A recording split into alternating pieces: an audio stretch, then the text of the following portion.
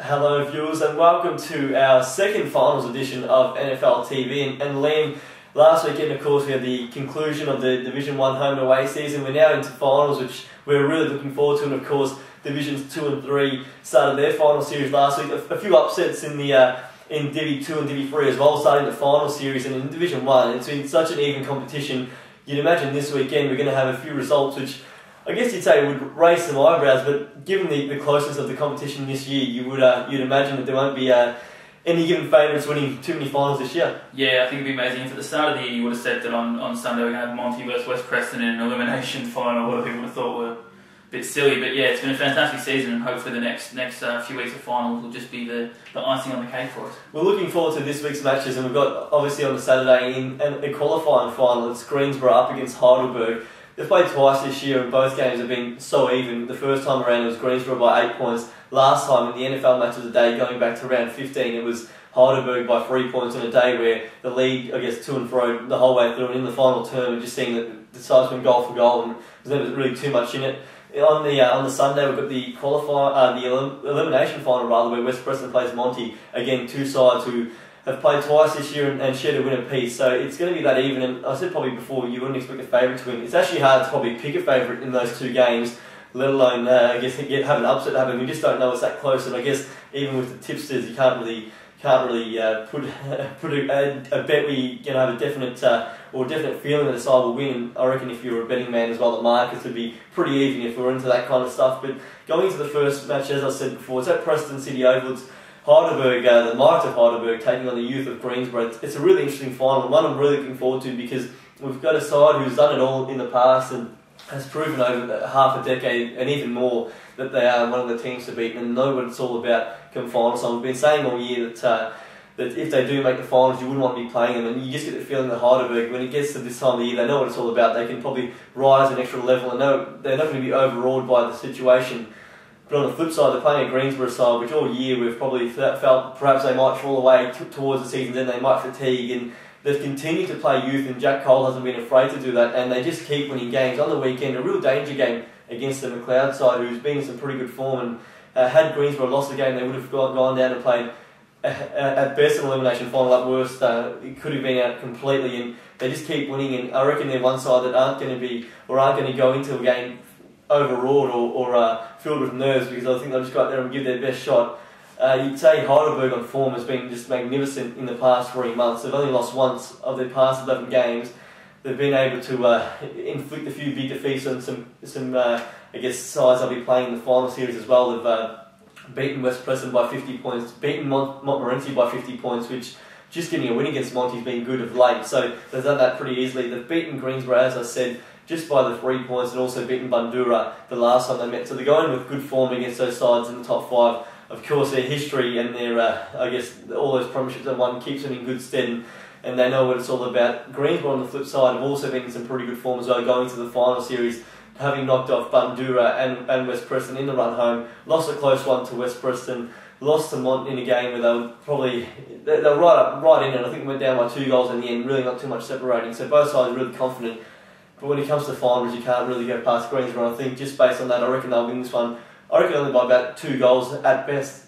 Yeah, it was amazing. We obviously saw how sort of dangerous Heidelberg can be in a short patch, and they kicked 11 goals to nothing, even though it was against the now relegated North Heidelberg, which shows how quickly they can score. But besides that, they obviously wouldn't take too much from I think it was about 140, 150 points they won by, because it's a bit of a goal for an opposition. But they had Caddy and Favren combined for I think about 15 goals between them, so maybe playing themselves in a bit of form before finals would be a massive help for this weekend for them. But all year Greensboro have really performed well against the sides above them. If anything, they've lost a couple of games to the sides below them, but those big games they've really stepped up. Obviously saw them beat Bandura a couple of times. They really pushed Heidelberg on both occasions, and you think both meetings between the two sides have been decided by less than a goal overall. So it shows how tight and contested it will be. And I just think on their form, Heidelberg have been fantastic the last 3 months, but Greensboro have just been really hard to beat in those big contests all year, and I think they'll probably be just a little bit too good on the weekend. But it's going to be very tight and a very good game. It's really interesting because it's a big ground out at Preston City Oval, and you think given that it probably favours Greensboro, given they're a younger side with plenty of fresh legs, and probably their own ground at War Memorial Park doesn't suit the probably game style they'd love to play, because they're so quick when they get with the I guess on wide spaces, and we saw so many close games as well, which I reckon keeps them in good stead this weekend, because they know if it does get close this weekend, they have the ticker, I guess, to win the games, and you do need that against a Heidelberg side who just knows how to win and will fancy themselves in any situation. But as you said, encouraging sign for Heidelberg, the fact that Caddy and Favre have kicked some big goals going in, and while it was against North Heidelberg, you can't.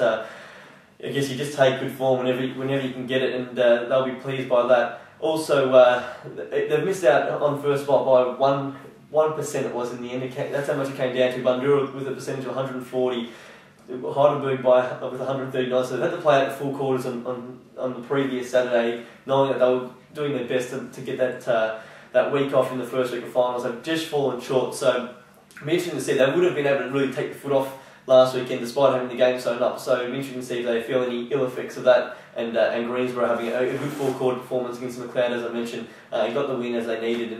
And Nick Riddle, congratulations as well, won the Greensborough Best and Fairest, which was announced on Saturday night, I believe. And he a great performance for a kid who's only 19 years of age, such a high leap, and gives plenty of drive from centre-half back. And I'm sure Blair Harvey will put plenty of time into him this weekend, because last time we saw them, probably with the exception of big Michael Finn, I reckon Riddle might have been best on ground. Yeah, pretty much every time we've seen Greensborough all year, Riddle just seems to get better and better every week. So it's fantastic when you think someone, still only a teenager to win the best and fairest of a side that have finished in the top three of the competition in Division 1. It's just a fantastic achievement.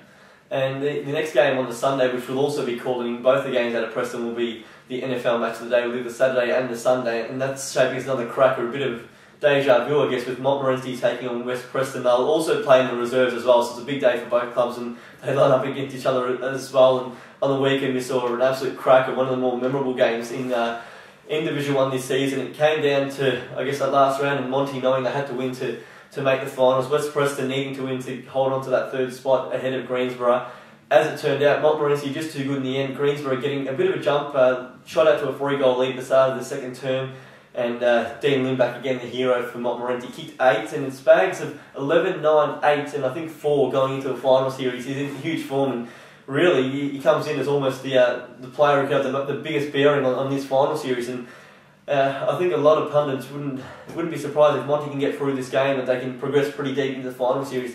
They'll have great belief internally. They've got players who with great experience in Nick Stevens, Daniel King, and Ben Haynes, who have had successful careers throughout, and experienced heads of playing some pretty good footy. And with Lindback in such good form, it's hard to tip against Montmorency. Down the other end, conversely, Anthony Rocket comes back from Arizona, a bit of high altitude training with Heath Shaw, seems to have done in the world of good.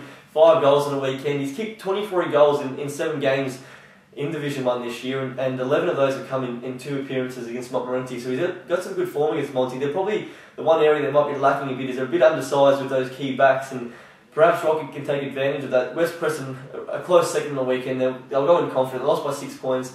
Came home in a hurry with the final 2 goals, and you wouldn't think that any more than 6 points will be separating them again on Sunday. Yeah, great effort overall for the season for Lindback. I think that gets him up to 83 goals for the year, so it's a fantastic effort. And after being 0-4 for Monty to be in the finals, obviously to sneak in on the last day of the season, I think it's just a fantastic effort for the club. Northcote, it's the first time they've been outside the finals. Was obviously Saturday at about 5 p.m. So a bit unlucky there for the Cougars, but all credit to Monty to just fight back the way they did. But at a bigger ground down at Preston, I think that it might favour the Roosters a little bit. Obviously, we know that Monty do really love those sort of tight, contested games as they have their home on Para Road, and I think it'll be that space could give the Roosters the edge. But as you said, be a kick or two either way. We should have two brilliant games this weekend. I reckon Glenn Robinson's one to watch out for. He seems to just step up in these big games. Saw him in round 1 when I still remember that game where he kicked, I think, 5 in the second quarter against Bandura and pulled his side back, and he just has an uncanny ability to score a freakish goal whenever needed. And I reckon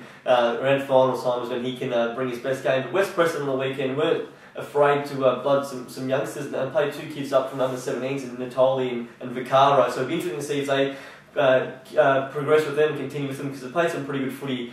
On the flip side, a guy we've been talking about all year from Montmorency and James Brookers having a fantastic season and really tore West Preston the shreds on the weekend, had a massive game. So it'll be interesting to see how he goes in his first senior final, but plenty of feeling. 2 sides who have played a lot of finals football. Of course, West Preston coming from 3rd to win last year's premiership. Montmorency finished the season 2nd and 2 disappointing losses in finals last year. So they'll be looking to atone for that. It'll be interesting to see. Monty's had to work so hard just to get back into finals contention, whether has become too taxing for them. And it is a tough run home. I know we've got a poll on the NFL website at the moment, and currently says I think the fans are believing that Heidelberg is the favourite for the premiership ahead of Bundoora and then Montmorency. For Monty, they've had to win, I think it's 10 of the past 11 that won, and now needing to win another 4 in a row. It's pretty tough when every game you have is an elimination final, and I reckon the sides inside the top 3 will really fancy themselves. But for Monty, if they can progress even further, it's a remarkable achievement because, as you said, they were dead and buried 0-4, and I think even 2-6 after, or 2-5 after 7 games, sitting 9th on the ladder, and just to make the finals is a good achievement. But I guess for them, they won't want to rest on that, and some pretty big weeks ahead for the Magpies. Yeah, it'll be huge. Obviously, it's amazing thing Heidelberg obviously have become the favourites, but it's a bit harsh to sort of look past the Bundoora side. Obviously, they're not playing this week, so they've earned a bye, but they've been pretty good. Well, they've been fantastic all year, really. They had a couple of down weeks with some injuries and things like that. And it seems like all of a sudden we've forgotten how good they were the first match of the season when they got to about 8 wins in a row, 9 wins without a loss to start the season. So, it's really tough to win. Even those, even West Preston and Monty we saw last year, you can come from one of those spots and still win. And it's been the contest between any of those top 5 sides all year normally have been pretty close and hard fought. So it wouldn't be surprising at all. Obviously, you'd think that Heidelberg and Bundoora would enter favourites for the premiership, but it wouldn't be surprising to see Monty or West Preston play off in the grand final. Well, you look at the sides, I guess the form between those top 5 sides and against the fellow top 5, and they almost share a win apiece against most sides. I know Monty got smashed by Bundoora earlier in the year, going back to round 6, and then last time around handed out an even heavier defeat to the Bulls. And then you also look at when I know Bundoora got 2 wins against West Preston, but the second time around they had to claw back from 4 goals down at 3/4 time to win. So I think they all fancy each other, and I reckon it's the first time in a long time where 5 sides going into the final series genuinely believing they can win the premiership, which is a fantastic sign for the league.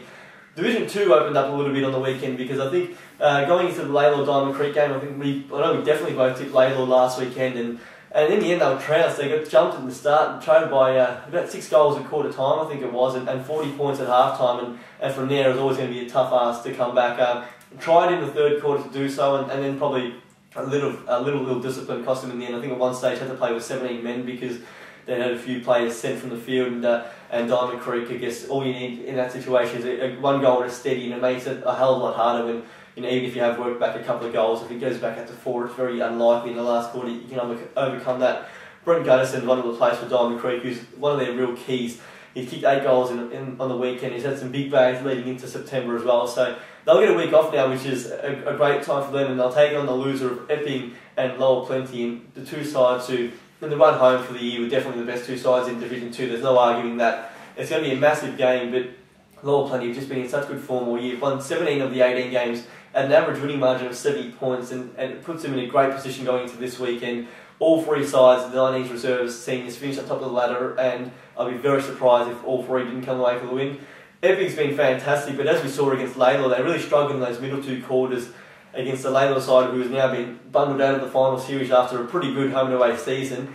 And I reckon if it comes down to who can play 4 quarters better, you definitely fancy Lower Plenty, and I'd imagine they win that one by about 4 or 5 goals. Yeah, you'd think that Lower Plenty have probably been, as you said, about that 4 or 5 goal better side all year than the competition, which is just a fantastic effort for them. And as you said, with their reserves and their 19 side, which I spoke about before, it just shows how deep and how much talent they've got. But Epping pushed them. It was only a few goals the last time they met. Obviously, after it was back in round 3, it was about 10 goals. Mm-hmm. So much better effort then. So there is a bit of hope for Epping there, and they were pretty good against. They sort of showed their good and bad against. They were fantastic in the first and fourth quarters, but then were pretty average in the middle 2 quarters. But it'd be on the Diamond Creek level. It's a great result for Diamond Creek. I think there'll be a few disappointed people down there. Obviously, when we were down there early in the year, they were saying that after getting relegated last year, the premiership was definitely their goal, and they sort of almost expected that.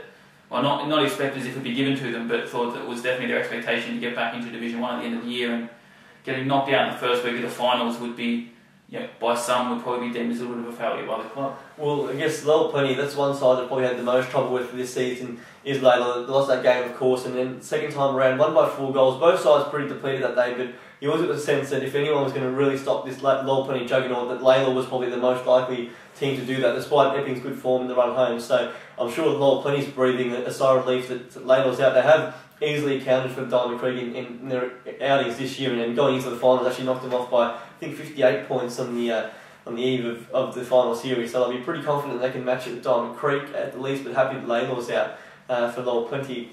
This game here between Epping and Lowell will be out at Eltham Central Park, so make sure you get out there. It's going to be a cracking game. And last time the two sides played each other, it was 148 to 133, and everyone who went there said it was one of the better games of local footy they've seen for a long time. It's a high scoring game, played in the right spirit, and let's hope that we get another really good contest on the weekend. And Division 3 also a pretty interesting game going into this week's clash. It's out at Epping, and it's going to see Parkside pitted against Panton Hill, and Parkside disappointing on the weekend, undermanned, and when South Moraine got going they just didn't have any answers. They started well the Devils and kicked out to a 2-goal lead early in the first quarter, but after that, once South Moraine got going and Shane Wignall started to fire, it was game over pretty much from there. And Panton Hill, well, they've come home in a hurry. Since Josh Byron took over, they've won 5 or 6 games, have beaten everyone inside that top 4, and of course knocked off St Mary's on the weekend pretty easily in the end, or comfortably to say the least. 22 points was the final margin, but when you look at the half-time and three-quarter time scores where they led by as much as 8 goals,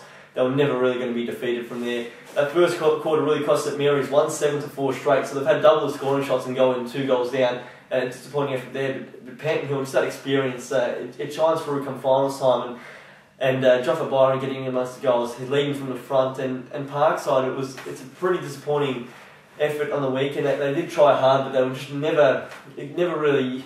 I guess you always felt that South Moraine was going to get the points in the end, and they did so comfortably. High scoring affair, but a 53-point win for South Moraine. I reckon that it's going to be pretty hard for Parkside to bounce back from it, and I reckon Panton Hill might actually get the win in this one and face off against South Moraine in the grand final. Yeah, it was a really good win for Panton Hill. Obviously, St Mary's we've been speaking about all year. They've been a fantastic story. Such a young, besides just a young playing with such a young club, obviously only the second year, but.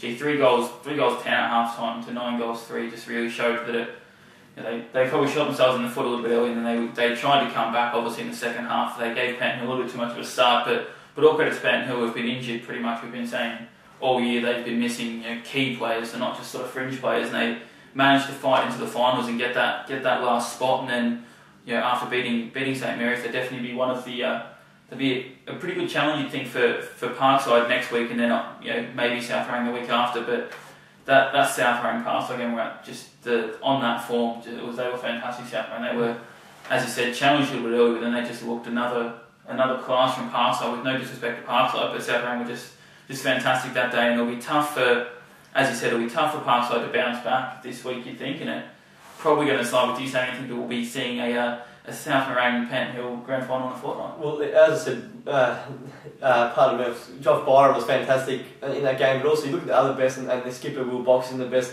Tristan Cranberg had a fantastic season, and then Brendan O'Connor, who led Panton Hill's goal kicking this year, and they all played well. If they can do so again, it's very tough for Parkside. On the flip side, Brad Hockey was magnificent for Parkside on the weekend, never stopped trying, and just putting one of the, I actually think it's probably arguably in the top 3 or 4 players on the ground, despite how well South Moraine played, and also Dallas King up in the forward line. He's got a lovely kick at goal, and he doesn't miss too often, so if they can get the ball in his hands, you think they've got a chance of kicking a high enough score. It's just a matter of how well they can run with Panton Hill, and I guess, having said that, Parkside's got a pretty good record against Panton Hill this year. They've played 3 times. I know in round 19 it was Panton Hill by 2 goals, but it was a really close game, and going before that, you look at the 2 other results, and Parkside won by 5 goals in a really high scoring game in, I think, round 4, and then in round 12 they really touched them up by about 12 goals. I know Panton Hill had an injury depleted list by that stage, but I guess that knowledge that you can beat a side is I guess only a good thing for Parkside, and they'll definitely back themselves. But looking forward, even should they be able to win this game, it's a pretty tough challenge awaiting the week after for a South Moraine side who's playing their first senior grand final for more than half a century. So well done to them for making it this far. Panton Hill's had a pretty long time between drinks as well, and I know Parkside won a premiership just a couple of years back in the first year of Division 3, where they weren't promoted, but they did win that first one when the whole idea, or it was implemented into the 3-tier system, was implemented into the NFL. So it'll be a long time between drinks if Panton Hill or either South Moraine could make that grand final and play against each other for one of them, and I guess breaking a long drought. But I reckon Panton Hill I don't think there'll be too much in it, but given what we saw on Saturday, Parkside would have to improve rapidly, I think, over the course of 7 days to win that one. I think Panton Hill just might get the win, but with I guess what we saw on the weekend as well, a few upsets there, you just never know. So make sure you get around to your local grounds. All the listings are on the website for the times of each game, so do get around, and it's going to be a massive final series. We saw a great first week tour on the weekend. It was great at Epping, almost from like a carnival kind of atmosphere. We had the top and bottom ground operating. It was great to see so many fans out there and supporting the team, so make sure you do so again, and make sure you're back here next Thursday to watch us review the weekend's round of football and also preview week 3 of finals action in the NFL. Thank you for your time, and see you again next Thursday.